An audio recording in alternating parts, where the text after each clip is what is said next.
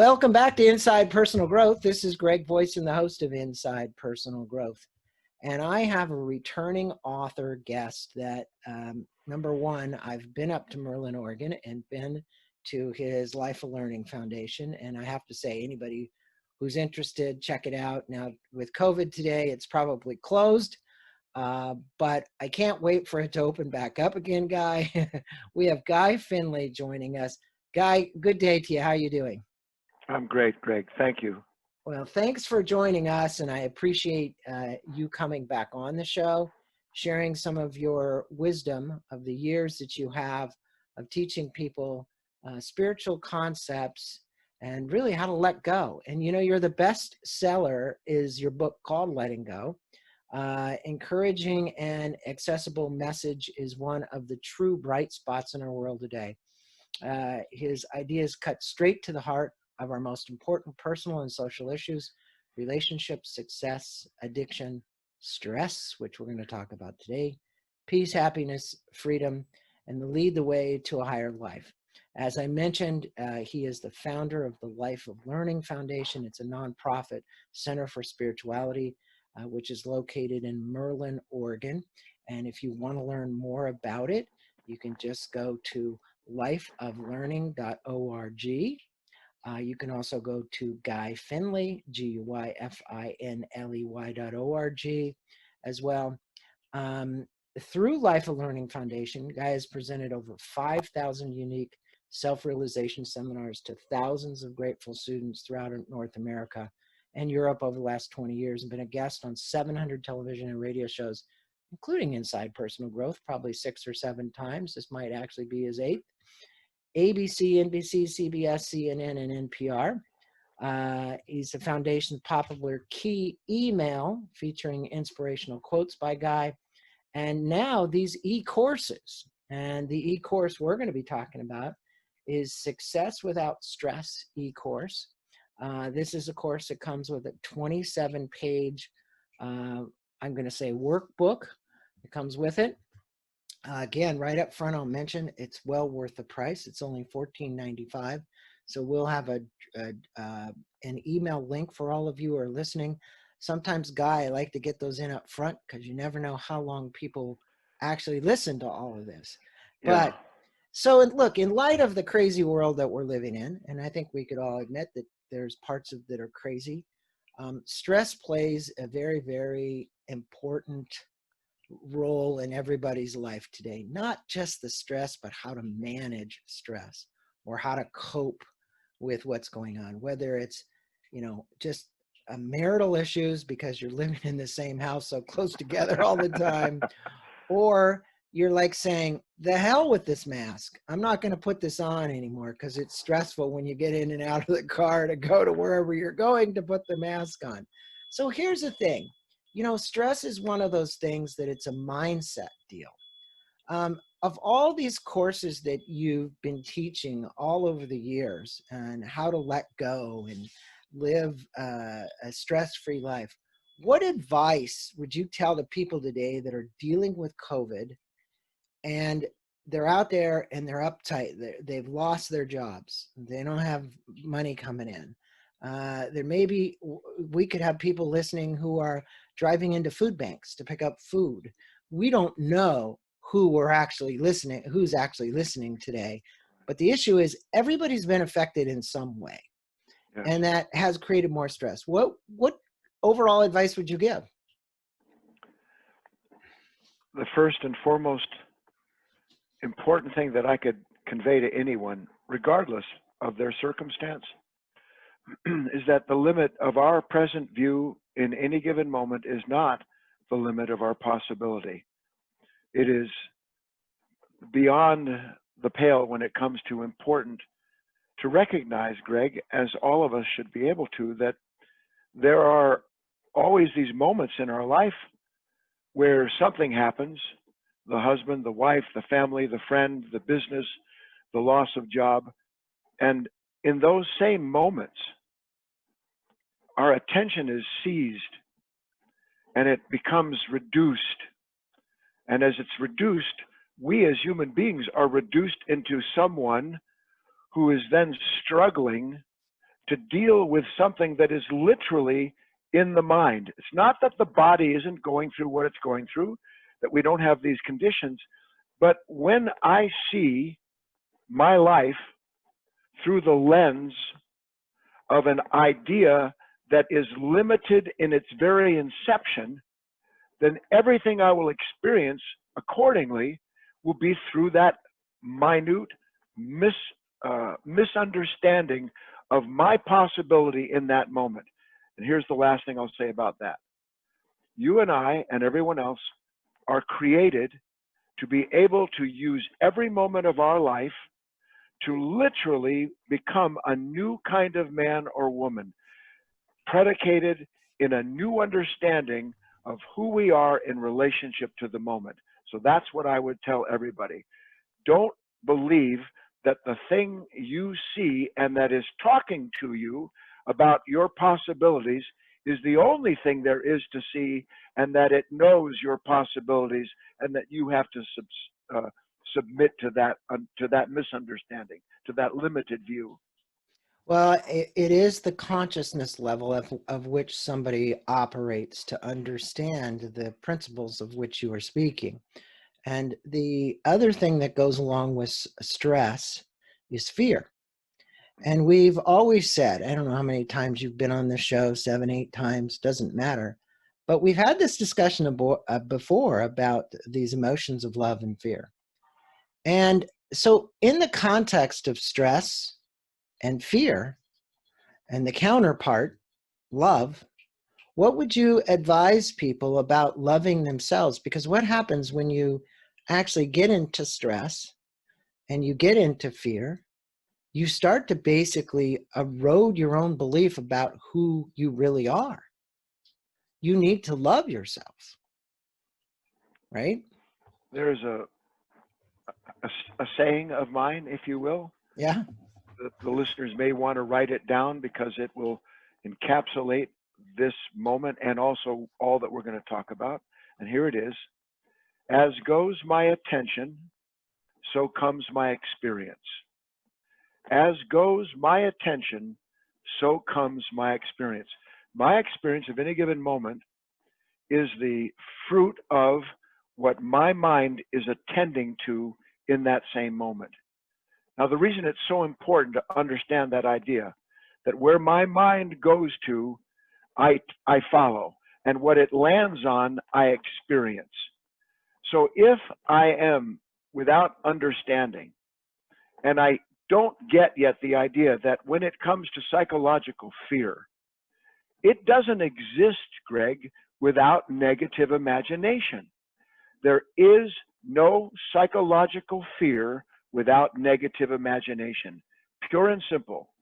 And that means that when I'm afraid, my mind and my attention has been taken by and gravitated to some negative image, some picture of a time to come.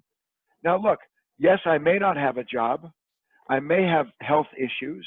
I may be in a rocky road relationship at the moment. But in that same instant of being a human being, when my attention goes to the image that I have of, oh, well, this means that, and this is going to happen then, so I better prepare here, that's where fear comes in, as opposed to this. We must learn in every moment to do what is in our power and refuse to do what is not. To do what is in our power and refuse to do what is not. What is not in my power? I'm not going to change the economy, Greg. Mm-hmm. I'm not going to change the fact that, 120,000 people have died. I'm not going to change the fact that the political parties are tearing each other. I'm not going to change that. My power is to recognize that something in me wants to go to some thought or feeling that as it goes there, I start to get stressed. Just turn on the news, man. Yeah. And and you're going to get stressed, whether you're right wing, left wing, in between, makes no difference, because we all meet every moment with a kind of a foundation, an image of who and what we are, that by the fact of the image proves to us that we know what is right and good. So my work is about helping individuals realize that if I'm full of stress and anger over what I'm seeing in the world, if I'm full of fear and trepidation because of my present circumstances, all of that negativity, pain, and useless stress can be seen as being useless and dropped on the spot, or more importantly, to turn those negative emotions into positive powers by gradually regaining my attention and doing what is in my power. What's in my power? To be present to myself, to be aware of what my own mind is doing. Imagine, Greg, for a split second, a man travels to a third, fourth world country. He's an anthropologist, a sociologist, and he's on the road to an open market where he's going to study the behavior of people bringing their goods. And as he walks along, coming up the road, he sees something he can't believe. What does he see? A man with a saddle on him being ridden by a donkey. What kind of deal is this, he thinks? How can a man have a saddle on him and he's carrying a donkey? So he goes and he knows the language. He says, "Sir, I've never seen anything like this before. You're carrying a donkey on your back and pulling a cart with sugarcane. Why is the donkey riding you?" And the man says in his language, "It's the only way I could get the donkey to go to the market with me." Yeah, yeah. Now look, the simple story illustrates that we are not meant to be saddled by negative thoughts and feelings, let alone do the work that the other parts of us are intended to do. So everything's upside down, Greg, because inwardly we are upside down. We have forgotten that we as human beings are endowed with the psychological, spiritual right to take every moment of our life that looks like straw and spin it into gold. And we spin it into gold by understanding our true relationship to those thoughts is someone who's not meant to be saddled by them, but is intended to ride them to whatever true destination we have in mind for our own growth and well-being. So let me ask you this. Obviously there's a lot of good coming from COVID. Now, pretty hard for a lot of people to see it, but I'm going to bring it in right now because in the book Sapiens, I'll mention it, the writer, I forget the author, says that we are the sum total of the collective, our collective imagination. Yes. Our collective imagination. From a spiritual perspective, stress as this stressor, let's just call this event a stressor, that COVID became the stressor. From a spiritual perspective, if what I just said were the sum total of our collective imagination, what do you believe the next realm of evolution is for us as individuals on the path of return to actually see? Because I've actually spoken to many very spiritual people, and many of them are caught up in the same thing, the dogma and the fear. And when there's fear and stress, there's contraction, okay? Contraction in everything, Guy, and you know that. How do we help people look at this experience as an opportunity for expansion, an opportunity to grow, an opportunity to hit a whole new level of consciousness, spiritually, emotionally, mentally, physically, every area? What would you tell people? I love the question. Look, the positive side of any so-called negative event is to understand why it is that I see it and feel it as being negative. I see the event because something in me compares it to an imagined value. For instance, I imagine that nothing bad should happen to me. I imagine that I know what it means to be a loving human being. I imagine that I know how people should treat me, and I also imagine how the government and everyone else should deal with any circumstance that's challenging. Mm-hmm. So the point here is that, can I begin to recognize that what this event is doing is it is serving as teacher. We know the saying, all of us do. When the student is ready, the teacher will appear. Mm-hmm. We love the teacher, Greg, when it is commending, applauding, supporting, validating the images we have of ourselves, all in imagination. The word image comes from that which is imagined. We, as human beings, don't want anything that challenges or at least reveals a limitation in us. To the extent that we are identified with any image and subsequently attached to it, we are limited by that identity. Events like COVID reveal to us limitations in our own consciousness, because the event is a great revealer. It's like a sudden light coming on in a consciousness that has been in the dark, not knowing how attached and dependent it is on people, places, and possessions to substantiate identity.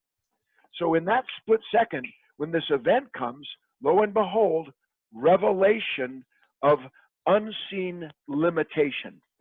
I didn't know that I was so dependent on going out all the time, on being able to freewheel at restaurants and do the things I did. I had no idea that I really couldn't bear being alone as much as I have to be. So then COVID becomes the enemy instead of the teacher, instead of awakening me to the fact that I'm living from a mindset that is the best I could do. I can't blame myself. I don't judge myself. But now I see that mindset was a mindset based in a limitation I didn't know was there. Now, through the event, which reveals the limitation, I have a possibility, at least, of recognizing time to let go of my resistance to the event instead of allowing the resistance based in the limitation to prove to me the event is all wrong and nothing good can come out of it. Mm-hmm. Mm-hmm. We are created to extract gold from straw, to use every last one of these moments as a way in which, through revelation, comes a realization of a limitation, and through the realization of a limitation and integration. Suddenly, I'm no longer someone walking around believing that life has to be the way I think it has to be, or something's wrong with life. Now I understand life is always bringing me something to help me enter into a broader relationship with a Right. broader consciousness. Well, I think, look, if we actually truncated the interview right now, you gave what people need to learn about stress. Yeah. Right? Because Yes. if they just took the first 15 minutes of this interview and said, hey, what do I need to know about stress? Yes, sir. That is a key element of stress. Now, in the course, you're going to get a lot more. So let me take a tidbit out of the course. You say step out of the circle of stress. Yeah. All right. So you've been talking about the mindset game that we have to play with ourselves to step out of the circle of stress. What other ideas do you have? I mean, look, I know the biggest one is, you've said it 5, 6, 7 times already, our realization of what we're actually doing to ourselves in the moment and believing that that's true, and then living that out as if it was true, when in reality, you've said twice now, we can spin gold out of straw. Right. So, I mean, look, if it just came down to that, we said, hey, Guy, the interview's over, we're done, we're there. But the other thing is, people go, well, how? Yeah. How? You guys are great. You talk about all this, but I'm now right in the moment. Somebody said, I just got an announcement that they terminated my job, right? I got 3 kids, I got bills to pay, got things to do, and I don't know what. Where would you tell that person to go in that moment? Because right in that moment, I'm going to tell you, they're probably going to tell you to go to hell. But the reality is, what would you tell them about that moment? You What know, is the universe teaching them in that moment? yeah. Well, I'm going to take this. I'm going to come at it two different ways. Okay. First, I want to explain one of the first stages of this circle of stress. We don't believe, Greg, not one of us, that we have something in our own consciousness that is set against our own best interests. We just don't believe it. Right. We always have someone or something to blame for our pain. And that's why our pain is never turned into profit. We actually have to wake up. So that's what I do. In this particular course, the first step is attraction. It never dawns on us, like I'm so attracted to nature. I have all these beautiful deer, the turkeys, all the wild creatures Right. that I spend my time with. I'm attracted. When they come, I go outside. I love to hand feed the bucks. I love it. I'm attracted to my wife. She's a beautiful woman. She's been kind and good my whole life. I'm attracted to talking to you. I'm drawn to it. Why? Because I have a natural affinity towards these things that validate this positive feeling I have about myself and my life. We also, Greg, are attracted to the things that aren't good for us. We can't blame another person for our addiction to food. We can't blame our mother and father for the fact that our mind always wants to return to the past and revisit a painful moment there. We can't blame and change, period. We cannot blame and change, period.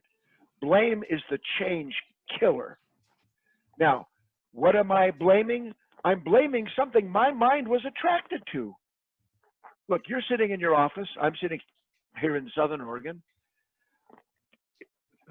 The possibilities of my attention to the moment unfolding are literally infinite. There is no way out of all the things that are going on that I could ever pick one thing that would be the summary of the moment. Would you agree with me? It's a full experience.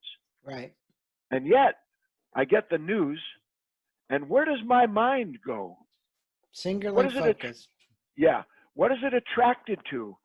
Everything that's wrong. Right. Everything that's going to happen that's bad. I don't see my wife. Now my attention, because it's focused on the negative, sees my wife as part of the negative. I look at my car I was happy to have it. Now it's everything goes and follows my attention. Now, that's the first thing. As goes my attention, so comes my experience. My attention is attracted to something that I resist. Pure and simple. Try and see this with me, everybody. Why would my mind bring up the one thing of all the possibilities that's painful in that moment? Because my mind telling me that's all that's important. Is that right? And the answer is no, it's not right. Just on a physical level, it's more important that I'm aware of my health and my stress than I am paying attention to what's destroying it. So that's one side of it, because I said there were two sides to it. The other side is this. Can I, in that same moment, realize that that which is drawing my attention to what is self-harming has a vested interest in it, Greg? It actually is giving me my identity in that moment. And that identity, that sense of self that's going to struggle, that sees everything going bad, has a cast of characters that come with it. All these thoughts and feelings that rise up as my attention is drawn to that one thing that support the whole illusion that that's all there is in life in this moment, and I have to deal with that one thing. Now, you answer for the listeners. Is my moment of being caught up in that misery something that is conducive to creativity? Is it enlarging my energy and my wish to explore new possibilities since that path may be closed down? Or is everything about that moment drawing me into a more and more tightly knit bound, where I'm bound and thought circles itself. I see the problem tells me what I need to do. What I need to do is always predicated on a limitation derived from the problem imagined, and I go round and round, down and down I go. That's how we begin to break the stress cycle, by seeing our complicity in it. And if we don't, Greg, there's nothing that can change. So in the moment, the question that I posed was a person losing their job. But I Right. remember somebody very, a great author, and you know her, Byron Katie. And she always used to say, is it true? Is it really true? What questions would you ask the listeners to ask themselves in the moment so that the realization became, oh, I get it. I get what I'm doing with myself. I need to wake up in this moment, right? And what I liked about that little technique that she used was, is it true? Because people would tell them a story, they'd believe the story, and they'd go, well, is that really true? And then you'd ask yourself a question, well, maybe it's not so true, right? So what questions might you have for our listeners that would infuse them with the ability to like wake up and have this realization that this isn't true? I would urge the individual in that condition to come as awake as they can to the whole of their experience of the moment, not just to what they are blaming the pain on, that they can't be blaming that moment without something reaching a summary resistance to it. Here's the point. Is this that I am experiencing good for me? Is it good for me to feel this anger? Is it good for me to be afraid? Not, is it necessary? Not, is it something that I can avoid? Just pure and simple. How does it feel right now to be someone full of fear? Pure and simple. And if we're honest with the question, we'll see, you know what? This doesn't feel good.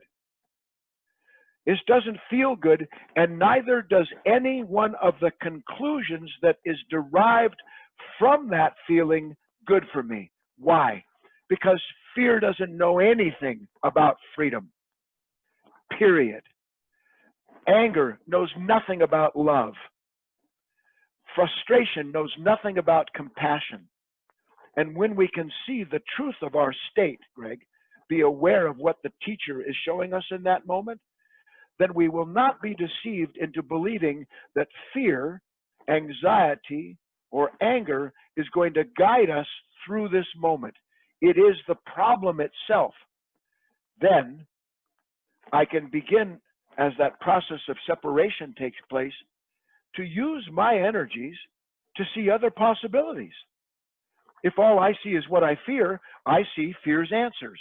Right. If all I see is what worry tells me is so, I see so-and-so as being the only solution. So I'm blind, Greg. But we don't think we're blind because we see the problem, and the problem's telling us what to do to make ourselves whole. See that I can't see in that moment. We all know the saying, amazing grace, I was blind, but now I see. When we resist a condition, the resistance kills the possibility of learning anything from it. So in pulling all of this together around this stress course that you've got, right? And so Yes. kind of sum up our interview and our time here. Is it really possible in your estimation? So there's a two-part question. Number one, to live a stress-free life. Okay. I think Yes. we all understand the various stressors. Right. Bank account, wife, whatever it is, doesn't matter. Right. There's plenty of Right. stressors. So then the second part two to the question. So the first part, can we live a stress-free life? And if we can live a stress-free life, what are the two things that I have to be aware of to remove the stress or eliminate the stress in the moment? All right. You have asked a question that I didn't know I've been waiting my whole life to be asked. First, it is impossible to live a stress-free life. In fact, the whole reason we have stress is because we believe that we can. It's an illusion. Mm-hmm. There isn't a creature in nature, not a blade of grass, not a deer, not a tree, that isn't developed through stress, that isn't made into something stronger, truer, more noble by the fact that life disturbs it. So the whole thing is a misnomer.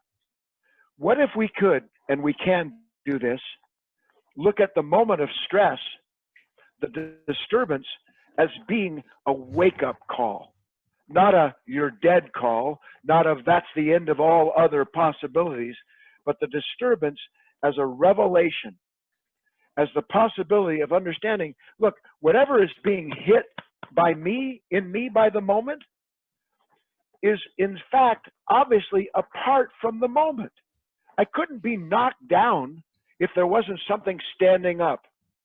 Do I want to live in a world like the trees and the grass and all the creatures that is ceaselessly being changed and moved in strength, in all the righteous qualities, Greg? That's what stress is intended to do. It's intended to show us where we don't know something about ourselves that is a limitation, and now we have a chance to see it. That's one.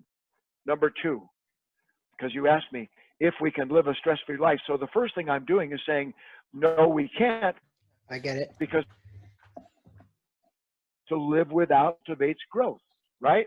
So that's the first thing. The whole paradigm is a mistaken paradigm.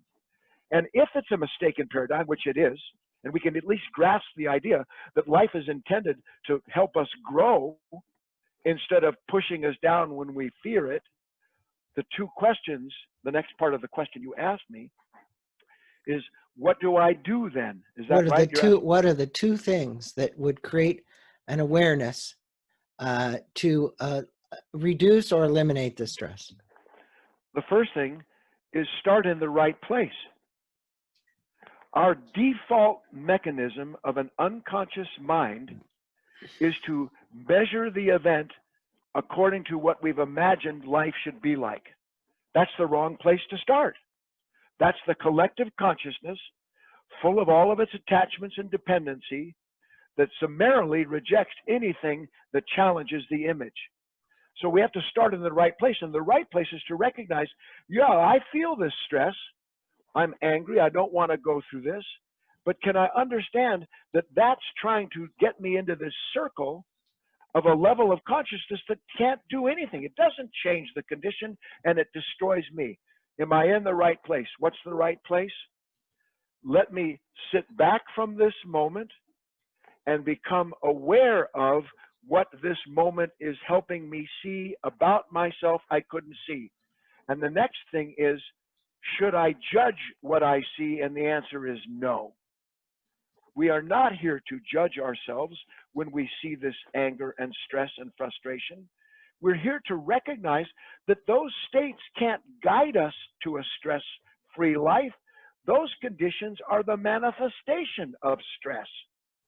So if I get angry or frustrated because I lose my job, and then I resist and blame the economy or the world for my pain, then I'm a captive of that resistance that's blind, that starts in the wrong place and leads me to the wrong place because it doesn't know anything about the real purpose of the moment, which is to develop me as a human being, and as a human being begin to change the collective consciousness that we are all presently asleep in and trapped by. Well, I think for the listeners, most important people on this podcast, that you know, leading or having success without stress, or knowing how to realize it when it is and where we are and what the lessons are from, that's what you've done. You've articulated this morning is, you know, here's the lesson. I understand it's a lesson. I don't have to believe that this is, you know, the reality that I created. Let me get out of this by shifting emotionally, spiritually, every way to move out of that moment. So if you were to summarize it all, put it in a Yeah. package, which you If you kind of just did. you just did it. Now I'm going to summarize it. Okay. Write this down. Success is not a time to come. Success is not a time to come. I'm either fulfilling the purpose of my existence as a human being, which is the real definition of success, Right. because it's aligned with everything, or I'm not. And then understanding success is not a time to come, begin to see that the reason I'm stressed is because this moment tells me that the time I imagined is coming is not coming. Right. Because So then, success is something that people say, I have to aspire to. I'm not yes, there yet. yes, And in reality, you are there. You are enough.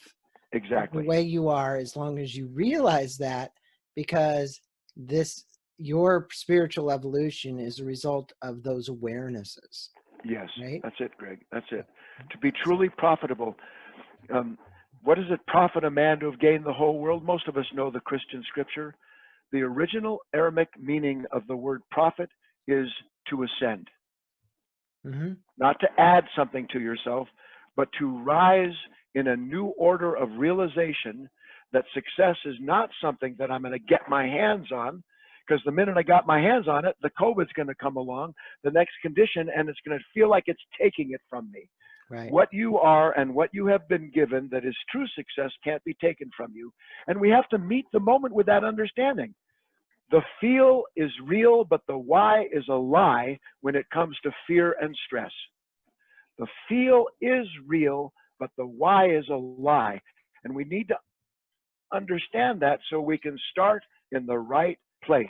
And the right place is being present and recognizing I'm being asked by the moment to see what I have not yet understood about myself that is the real limitation, and liberation follows each revelation.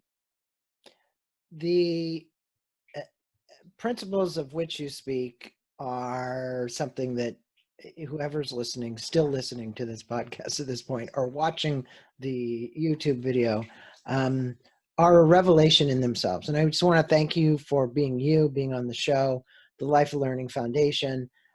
In our blog, for those that are still watching this video, you will have links to this online course. You will have links to the Life of Learning Foundation, to guyfinley.org. You can go there.